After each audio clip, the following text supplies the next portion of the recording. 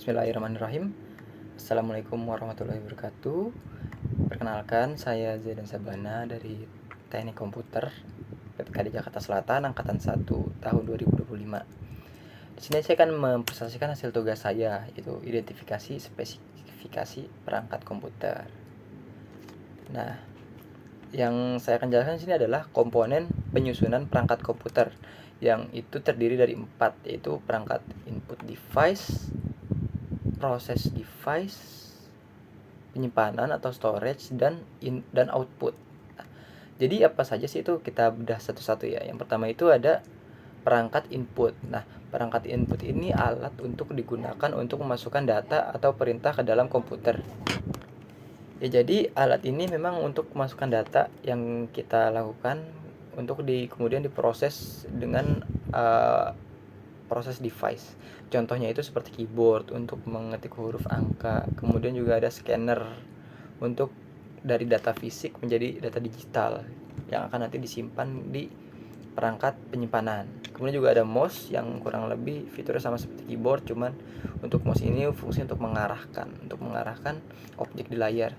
Kemudian juga ada mikrofon untuk menginput suara, dan juga ada yang namanya webcam ini untuk semacam kamera atau webcam atau kamera lah kita sebutnya ya, untuk mengambil gambar atau video yang nanti akan ditampilkan di proses output. Jadi intinya fungsi utama dari perangkat input ini itu untuk mengubah aktivitas fisik yang dilakukan pengguna menjadi data digital yang akan diproses oleh komputer.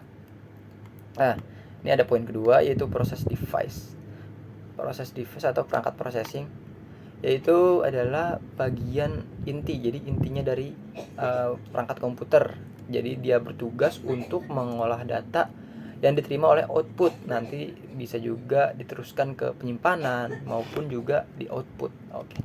Jadi terdapat beberapa komponen utama dari proses device ini. Yang pertama ada prosesor atau CPU, Central Processor Unit.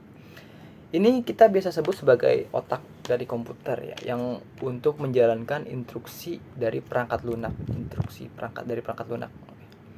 Kemudian juga ada motherboard, itu papan untuk menghubungkan seluruh komponen komputer, sirkuit utama untuk menghubungkan seluruh komponen komputer. Termasuk situ juga komponen yang terhubung juga ada, salah satunya adalah random access memory. Random access memory ini juga termasuk dari bagian proses device ya. Jadi RAM ini untuk fungsi untuk menyimpan data sementara selama komputer bekerja agar cepat diakses oleh CPU. Jadi intinya fungsi utama dari proses device ini untuk melakukan perhitungan, logika, dan eksekusi instruksi dari pengguna dari input yang tadi sudah dijelaskan di poin 1. Nah, kemudian kita belajar tadi storage room, poin ketiganya. Itu storage room itu biasanya digunakan untuk menyimpan data program yang bersifat sementara ataupun juga bersifat permanen. Nah, terdapat beberapa jenis dari storage room ini. Yang pertama itu ada RAM, atau ini juga biasa kita gunakan sebagai primary storage atau memori utama. Itu untuk menyimpan data sementara hanya saat komputer sedang menyala. Nah, kemudian ada juga yang namanya secondary storage atau penyimpanan permanen. Nah, penyimpanan permanen ini ada 3 jenis ya. Pertama itu yang lazim digunakan itu ada HDD, hard disk driver. Memang hard disk drive ini memiliki kapasitas yang lebih besar, tapi dalam pemrosesannya biasanya hard disk ini memakan waktu yang lebih lama. Nah, untuk yang lebih cepatnya itu sendiri itu adalah SSD atau solid state drive. Biasanya SSD ini memakan waktu cukup cepat dan juga biasanya lebih tahan terhadap guncangan-guncangan yang terjadi. Selain dua itu yang biasanya bersifat permanen dan tertanam di komputer atau laptop, ada juga perangkat yang portable yang bisa digunakan di berbagai macam perangkat, bisa digunakan berkali-kali itu untuk memindahkan dan transfer data. Itu ada yang namanya flash memory, flash disk, atau CD, DVD. Nah, itu penyimpanan portable yang ya bisa digunakan dengan mudah sih, punya contohnya.